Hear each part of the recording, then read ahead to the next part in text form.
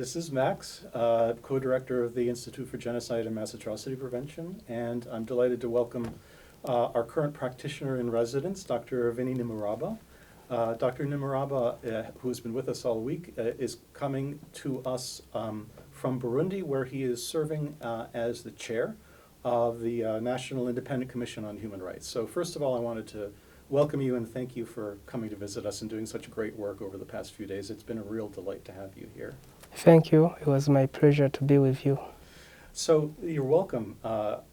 So the first thing I just wanted to ask you, and I think this is something we're always interested in from all of our practitioners, is if you could give us some story about how you got to where you are today. You are now chairing an extremely important independent commission that has a lot at stake. How did you come into the field of atrocity prevention, and I guess just as importantly, how did that field of atrocity prevention bring you to the chairship of this committee?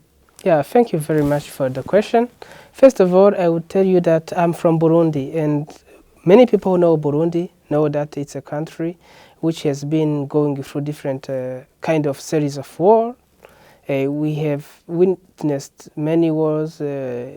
Some of them took place when I was not yet born in 1959 and another in 1972. But what I was able to see was the civil war that started in 1993. And also the following years we were going through the civil war.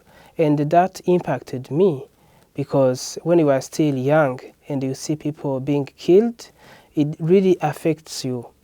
And when I went to school, initially I did not want to be in this kind of field. I wanted to become a priest, and I studied at seminary.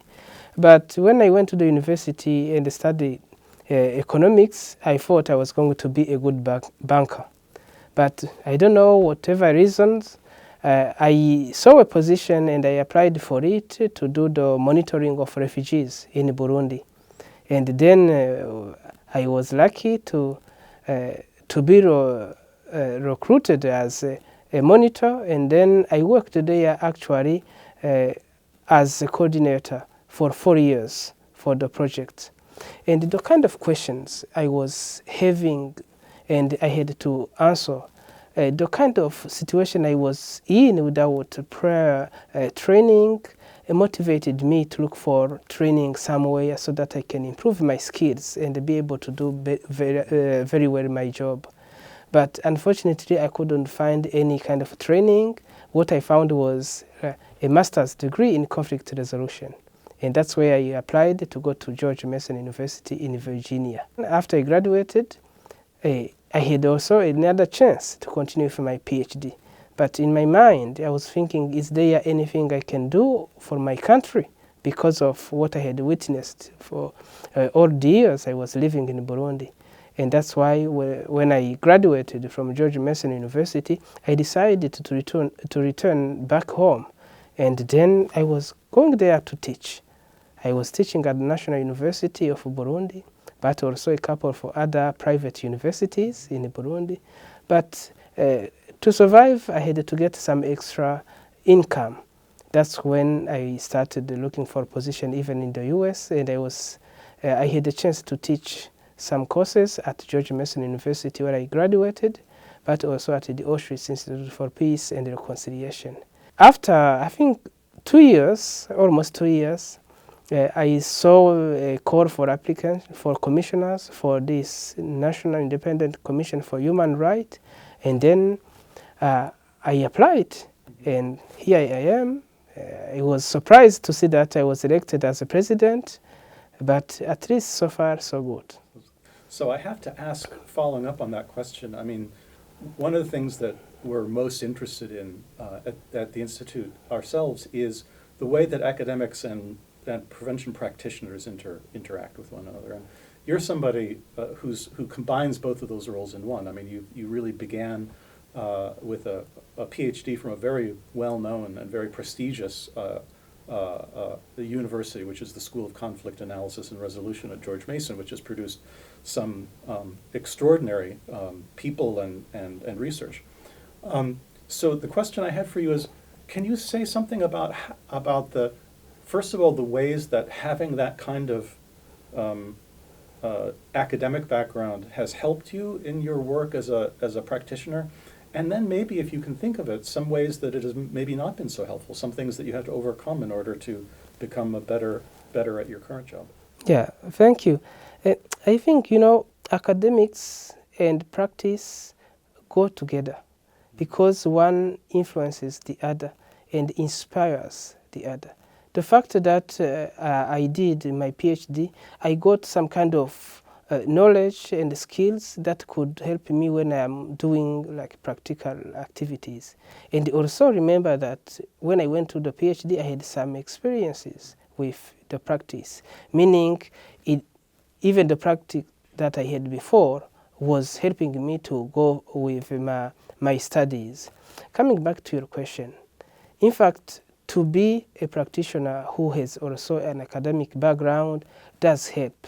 It does help because there are series of information or theories that would inspire me or that will push me to explore instead of just doing things like others do. Mm-hmm. Sometimes I have to be innovative. That's one of the advantages that I have by coming from the academia. In terms of maybe some kind of constraint that I may be facing is that most of the people who are practitioners are, how can I say, like in terms of human rights, they are people just who go by passion, and sometimes, I don't know how to say it, they just go and do things because people will like it. For me, it doesn't happen like that. Mm-hmm. Even if I'm a practitioner, sometimes I sit down in my own room and reflect. And again, what are the consequences of what I'm going to try? Then I don't just go, I think first and then go try what I have taken time to reflect on. Thank you. So speaking of that, can you tell us maybe, I mean, the Independent Commission is a remarkable institution in any country, and especially in a country like Burundi that has had a history of pretty consistent political violence. Can you tell me a little bit about, first of all, where the story behind the commission? How did it arise, and how was it made possible? And second, if you could tell me a little bit about the commission's mandate, its purpose. What is the work that you, as president, and the commission as a whole are trying to accomplish? Yeah, in fact, the commission are established by the government. Each government that signs on the Paris Principles agrees to create its own independent national commission, which will really be overseeing human rights violation. Mm-hmm. And the Paris Principle is really clear. You have to have an independent commission and give it funding that it needs to function.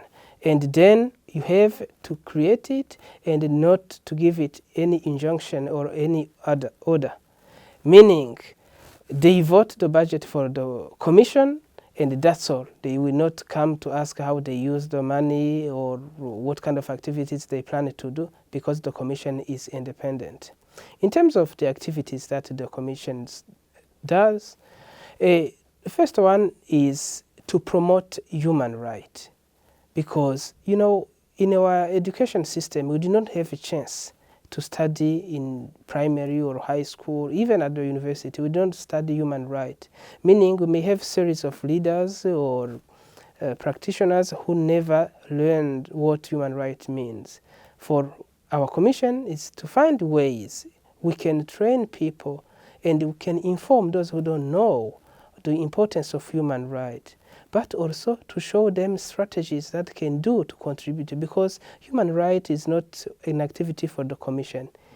We have to work together so that we can promote human rights. Professors, people from the administration, civil society organization, each one has a role to play to promote human rights. That's the first thing. Secondly, we do the protection of human rights. When we are aware of human rights abuses, we have to investigate those cases. And the moment we know those cases are real, we have to approach the person who is responsible, whether he's a minister, whether he's police officers, a member of the administration.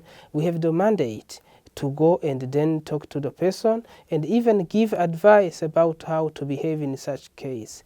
But this doesn't exclude reaching out to the justice system.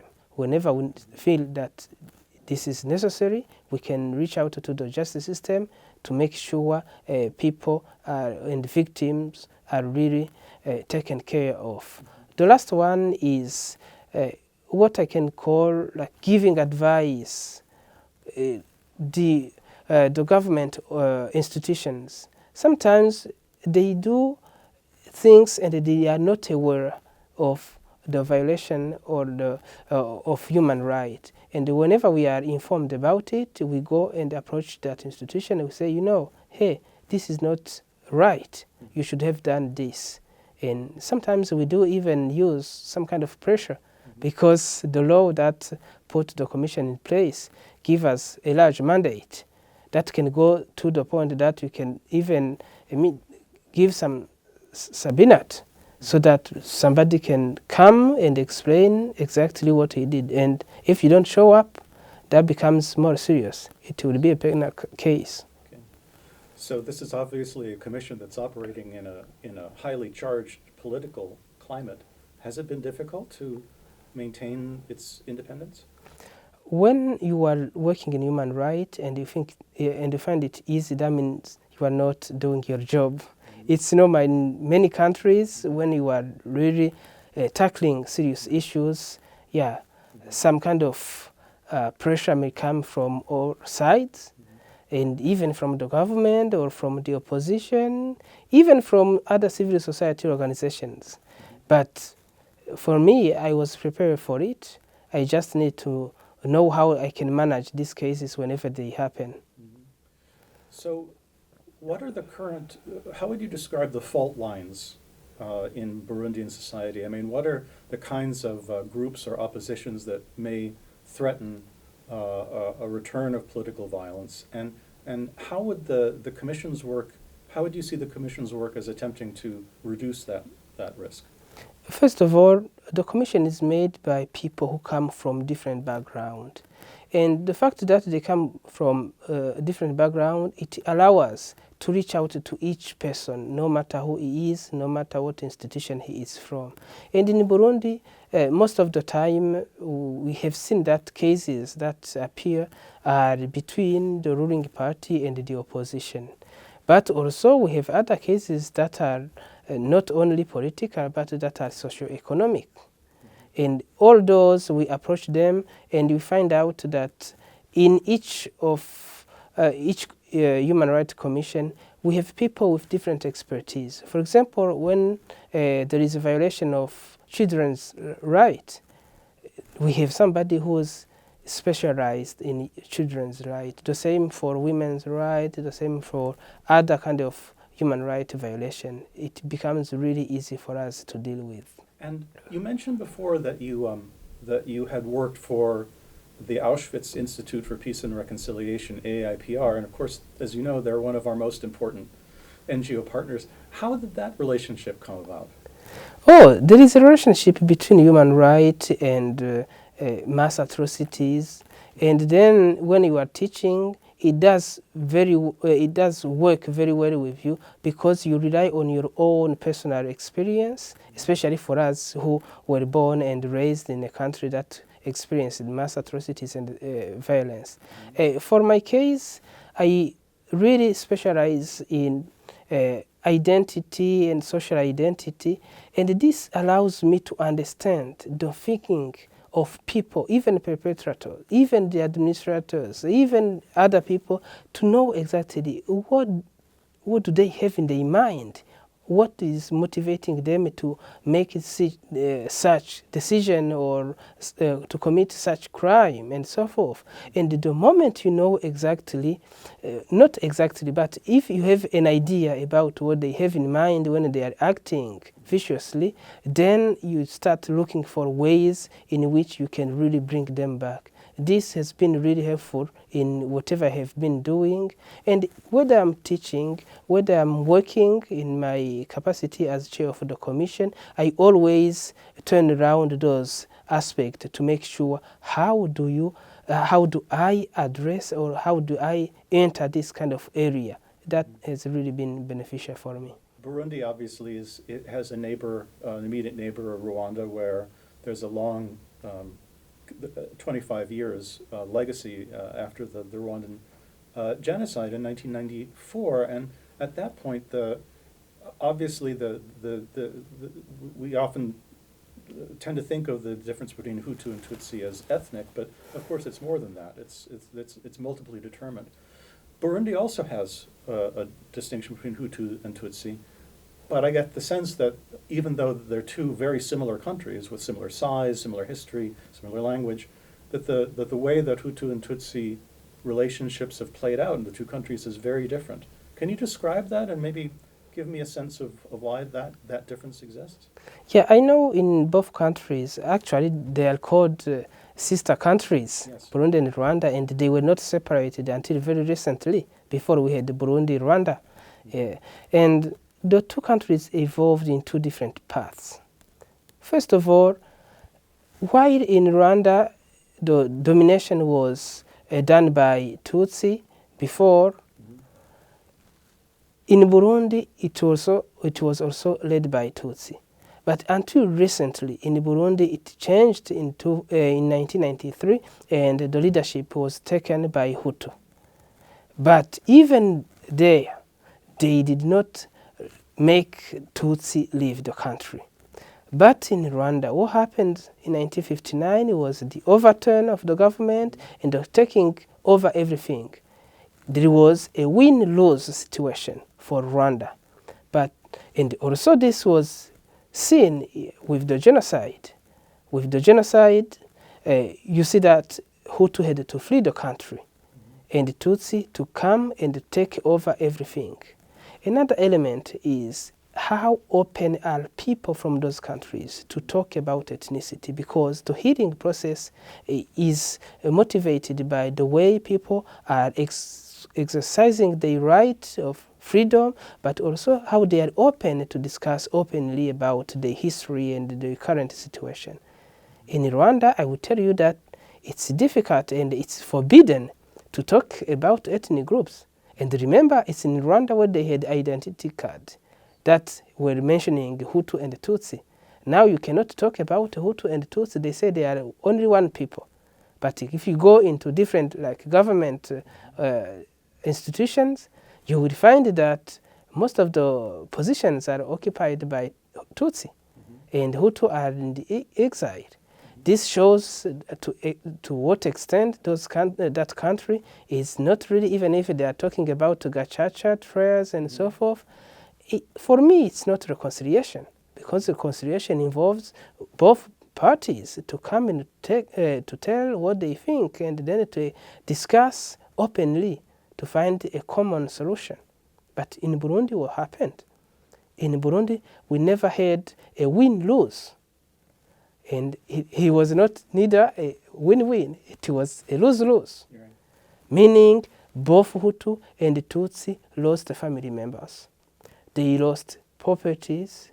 And what was very good for Burundi was the Arusha Accords that were signed in 2000 and then implemented also in 2005. Because what it says, it gives ethnic quota in all institutions and organizations, meaning Hutu had to take 60% and Tutsi had to take 40% with a cooptation of Twa, so that they can also be included. This gave the opportunity for Burundian people to be working hand in hand, because you would not find a political party that is agreed which will have only one single ethnic group. Mm-hmm. The fact that each political party has both Hutu and Tutsi, mm-hmm. the fact that in each institution you have Hutu and Tutsi, that is a clue that maintains people together, because they see more what they have in common rather than having differences as in other countries. And you see, this is the key that prevent mass atrocities, genocide, and hatred from happening, or even if somebody is trying really to stimulate hatred, it becomes difficult because whatever institution you want to get in has both Hutu and Tutsi. That's why I would tell you that in Burundi, I think we are far better positioned than Rwanda. And also there is another aspect, the openness. In Burundi, if you are Hutu, you talk about it and you say, you know, Hutu, there are some mistakes we made in the past. And when you are sitting with Tutsi, you will tell him, Tutsi, why did you decide to do this? And the Tutsi will do the same to you. The fact that people are open to discuss those allows them to heal from hatred.